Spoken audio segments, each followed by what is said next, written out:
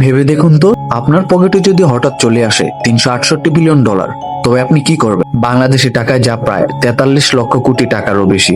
এত টাকা দিয়ে আপনি চাইলে আস্ত একটা দেশ কিনে নিতে পারবেন। 2015 সালের মে মাসে আমেরিকার ফ্লোরিডায় ঠিক এমনই এক অবিশ্বাস্য কাণ্ড ঘটিয়ে বসেন জেফ ওয়াটার্স নামের এক ব্যক্তি। ব্যাংক অফ আমেরিকার একটি শাখায় গিয়ে তিনি ক্যাশিয়ারের হাতে এমন একটি চেক তুলে দেন যার ওপরের অঙ্কের সংখ্যাটি দেখে খুদ ব্যাংক ম্যানেজারের চোখ কপালে উঠে যায়। কিন্তু এই গল্পের আসল টুইস্ট টাকার অঙ্কে নয়, বরং লুকিয়ে আছে এই চেকের পেছনের এক অদ্ভুত রহস্যে। জেফ ওয়াটার্স যখন ব্যাংক অফ আমেরিকার কাউন্টারে গিয়ে চেকটি জমা দেন, কর্মকর্তারা প্রথম দেখাতেই বুঝতে পারেন এখানে বিশাল বড় কোনো ঝামেলা আছে। কারণ জেফ যে চেকটি ক্যাশ করতে এসেছিলেন সেটি কোনো সাধারণ ব্যাংকের চেক ছিল না, সেটি ছিল বিখ্যাত fast food chain burger king এর একটি ব্ল্যাঙ্ক চেক। আর তাতে কাঁচা হাতের মরণ কামড়ের মতো করে লেখা ছিল 368 বিলিয়ন ডলার। ব্যাংক কর্মকর্তারা শান্ত মাথায় পুলিশকে খবর দেন এবং পুলিশ এসে যখন জেফকে জিজ্ঞাসাবাদ শুরু করে, তখন তিনি যে জবানবন্দি দেন তা শুনে পুলিশ অফিসারদেরও হাসবেন না কাঁদবেন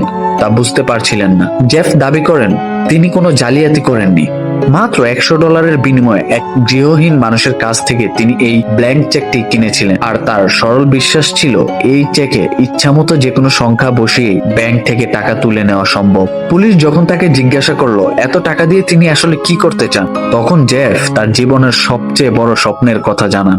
তিনি বলেন এই টাকা পেলে তিনি সমুদ্রের তলদেশে পৃথিবীর ইতিহাসে সবচেয়ে বড় একটি ইতালিয়ান রেস্তোরাঁ তৈরি করতে চান, যেখানে একসাথে লাখ লাখ মানুষ বসার ব্যবস্থা থাকবে। আর মানুষ যখন সেখানে বসে পিৎজা খাবে, তখন তাদের চারপাশ দিয়ে সাঁতার কেটে বেড়াবে বিশাল বিশাল সব হাঙর আর সামুদ্রিক প্রাণী। কিন্তু জেফের এই স্বপ্নের দুনিয়া বেশিক্ষণ স্থায়ী হয়নি। পুলিশ তাকে জালিয়াতির অপরাধের সঙ্গে সঙ্গে গ্রেপ্তার করে। তদন্তের সময় জানা যায় জেফ যখন এই কাণ্ড ঘটাচ্ছিলেন, তখন তিনি আসলে বাথ সল্টস নামক এক ধরনের মারাত্মক ক্ষতিকর ড্রাগসের নেশায় চোর হয়েছিলেন। আর সেই নেশার গড়েই তার মাথায় চেপেছিল এই 368 বিলিয়ন ডলারের ভূত।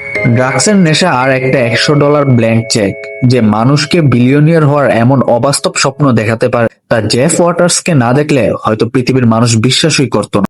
সমুদ্রের নিচে হাঙ্গরের সাথে ডিনার করার এই অদ্ভুত আইডিয়াটি আপনার কাছে কেমন লেগেছে? জেফ কি আসলে সরল মনের বোকা ছিলেন, নাকি একজন চতুর অপরাধী? কমেন্ট করে আপনার মতামত আমাদের অবশ্যই জানান। ভিডিওটি ভালো লাগলে অবশ্যই লাইক দিন এবং এই ধরনের গল্প, বিনোদন ও রহস্যময় ট্রু ক্রাইম গল্প নিয়মিত দেখতে এখনই রিক্রিয়েটর চ্যানেলটি সাবস্ক্রাইব করে বেল আইকনটি অন করে দিন। আজ এখানেই বিদায় নিচ্ছি, দেখা হবে পরের ভিডিওতে।